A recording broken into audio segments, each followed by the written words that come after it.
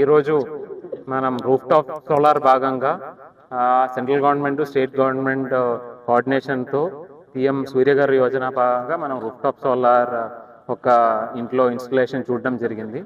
జిల్లా వ్యాప్తంగా సుమారుగా 17,000 దాకా రూఫ్ టాప్ సోలార్ ఇన్స్టలేషన్ చేయాలి అని చెప్పి ఎస్సీ ఎస్టీ బెనిఫిషరీస్ ఎవరైతే ఉన్నారో వాళ్ళందరి ఇంట్లో రూఫ్ టాప్ సోలార్ పెట్టుకొని వాళ్ళకి ఎటువంటి భారం లేకుండా అందరికీ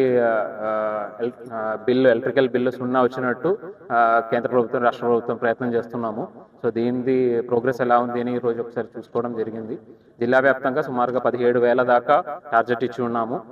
రోటోమాగ్ అనే కంపెనీ తరఫు నుంచి వాళ్ళు కాంట్రాక్టర్గా ఉండి వాళ్ళు జిల్లా వ్యాప్తంగా పనులు మొదలు పెట్టారు. సుమారుగా 1000 దాకా ఇన్స్టాలేషన్స్ ఇప్పటికీ అయినాయి.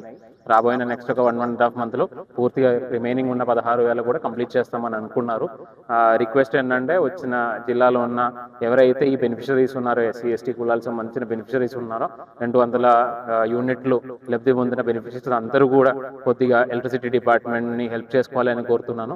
అదేవిధంగా ఎలక్ట్రిసిటీ సిబ్బందులు అందరూ కూడా ఈ బెనిఫిషరీస్తో మాట్లాడుకొని కంపెనీతో మాట్లాడుకొని త్వరలోనే నెక్స్ట్ ఒక 1.5 మంత్లోనే ఇవన్నీ కూడా ఇన్స్టాల్ చేసినట్టు ప్రయత్నం చేసుకోవాలని కోరుతున్నాను. Thank you.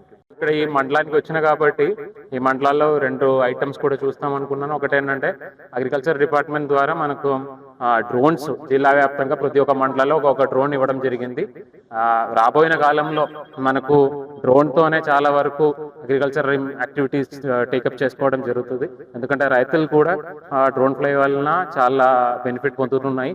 ఇంతకుముందు చాలా టైం తీసుకున్న సందర్భం ఉందంటే ఇప్పుడు డ్రోన్తో 1 గంట 2 గంటల్లోనే ఇవన్నీ కూడా ఫర్టిలైజర్స్ కావచ్చు లేదంటే పెస్టిసైడ్స్ కావచ్చు ఇవన్నీ పెట్టుకోవడానికి అవకాశం దొరుకుతున్నాయి. సో అది ఒకసారి చూస్తాం అనుకున్నాను. అదే కాకుండా జిల్లా వ్యాప్తంగా కస్టమ్ హైరింగ్ సెంటర్స్ కూడా చాలా వరకు పెట్టి ఉన్నాము. అది ఒక కస్టమ్ హైరింగ్ సెంటర్ కూడా ఇక్కడ పక్కన ఉన్న గ్రామాల్లో చూస్తాం అనుకున్నాను.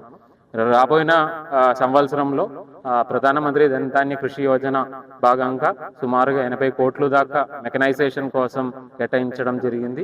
దాన్ని ఇక్కడ మన దగ్గర ట్రాక్టర్ నగర్లో సెంట్రల్ గవర్నమెంట్ ఒక ఇన్స్టిట్యూట్ కూడా ఉంటున్నాయి. వాళ్ళతో హెల్ప్ కూడా తీసుకొని రాబోయిన సంవత్సరం వీలైన వరకు ఇలాంటివి ఇంప్లిమెంట్